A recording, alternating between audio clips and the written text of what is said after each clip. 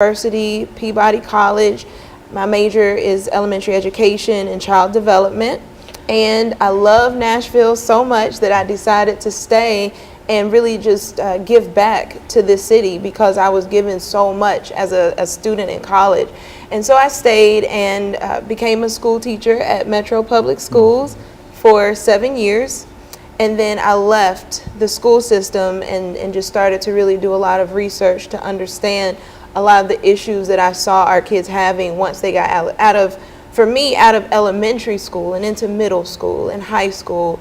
And I came to understand that there was a systemic issue that really needed to be addressed. Very good. Now, Ms. Hughes, what about you? Give us some information about your background, your education, and in a real sense, how you got to where we are now.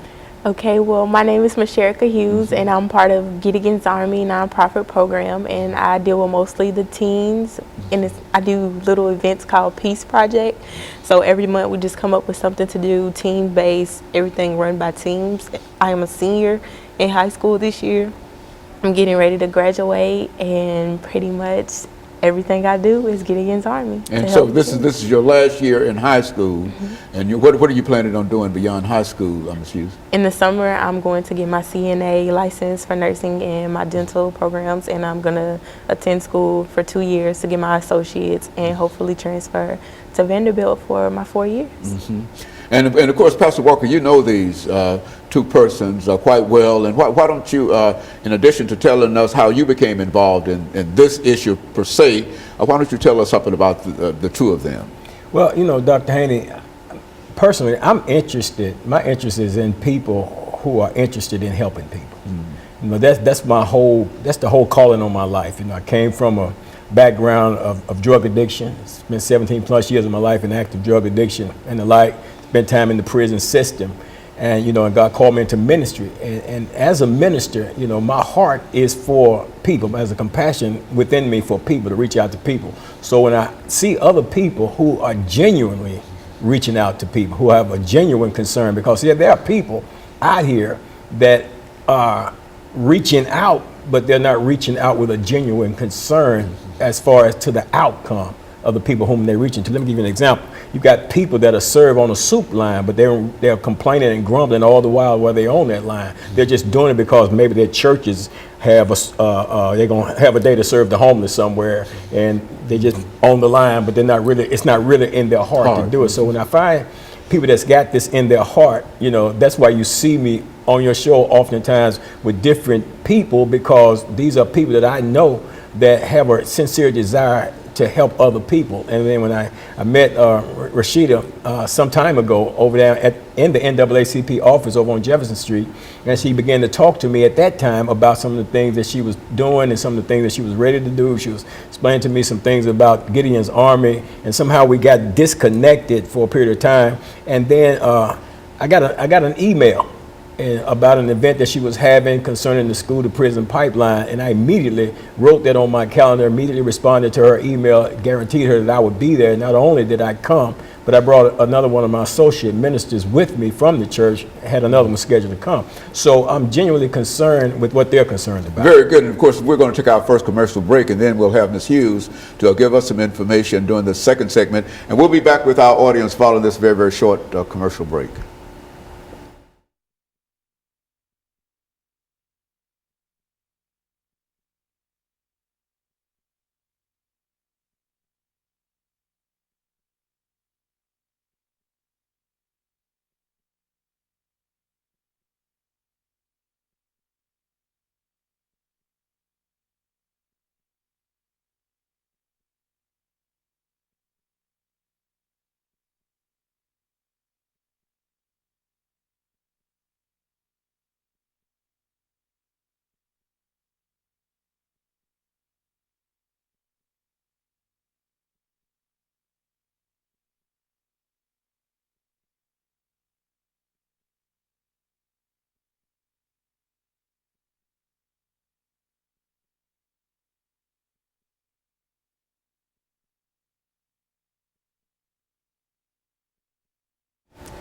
Thank you, and welcome back to the second segment of the show for today. We're talking to Ms. Fatuga, Ms. Hughes, and Pastor Walker, and the issue is from school to prison, breaking the pipeline. And all three have given us excellent information in reference to some of the issues faced by many of the young people involved in public education today. And I think that, Ms. Hughes, you can give us some information about your background and your education and what you think about this whole idea of going from prison to, from school to prison. Let's talk about it from that perspective. Okay, my name is Michelle Hughes, and I am a senior in high school, but the road to actually be a senior has not always been easy. I have always been faced with conflicts and obstacles to get over, and let's just say the school system has not made it easy for me. My junior year of high school, I had experienced something where I had played part in a fight, but I wasn't really at fault to be accused enough to be put out of school, but I was, and as of the zero tolerance in MMPS schools, I was kicked out for a calendar year. I appealed it, and I was kicked out for 6 weeks, and I was able to return back to a troubled high school or a transition school where I received my education to become a senior now with behavior students, and I just didn't like the way that I was placed. Like, it wasn't right. It was like they moved me from being a IB honor student to taking standard classes. Do you find, Ms. Fatuga, her story familiar in terms of these transitional schools and transitional kind of situation? And say something in reference to that. It's very familiar. There are a lot of students who have infractions, and instead of them being dealt with in the classroom or even in the office, they're pushed out of schools, pushed into from expulsions, suspensions to alternative schools. I do know that Metro Public Schools is working on their alternative school program, and I want to acknowledge the work that they are doing and the support that they've even given to Gideon's Army as we get out in the community and do the work. However, right now there is an issue, and it's a national issue. It's not just Metro Public Schools, it's not just the state of Tennessee, but nationally there's an issue with zero tolerance where our students are being pushed out for a lot of reasons that are ridiculous, and they are not consistent across race. They're not consistent across the school districts, even across schools, even as it's dealt with from teacher to teacher. What the research does say is that kids are funneled out of the classroom and into the office at an unfair rate.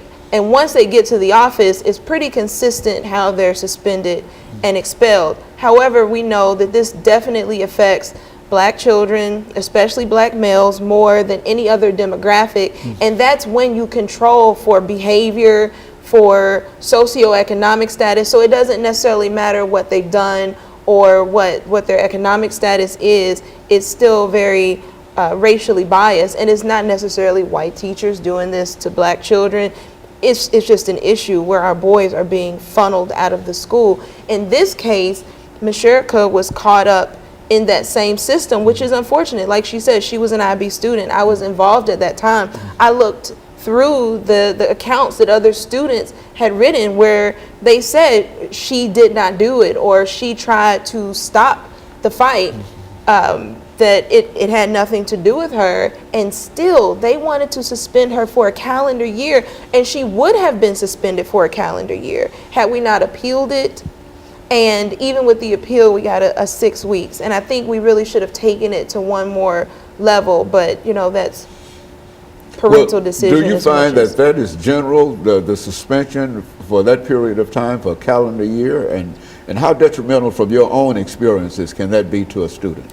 Suspending a student for any amount of time, expulsions, it's proven to be ineffective. Research says it is the most ineffective form of discipline in schools, and yet it's the most widely used. And we've known that since, I think, one of the first studies was done by the Children's Defense Fund in 1975. So we've known this for a long time, but resistance to change from the system, even resistance to change from the community, because it's what we're familiar with. So a lot of times we say, well, these kids are bad. We need to just get rid of the kids who are causing trouble. But people don't look at things from a systemic perspective, understanding that everybody is functioning within this system the way the system is designed. And so we really have to take apart what's going wrong in this machine, so that everybody and everything functions, so that our young people, all of our young people, not just the black students, not just the white students, but so that everyone is successful.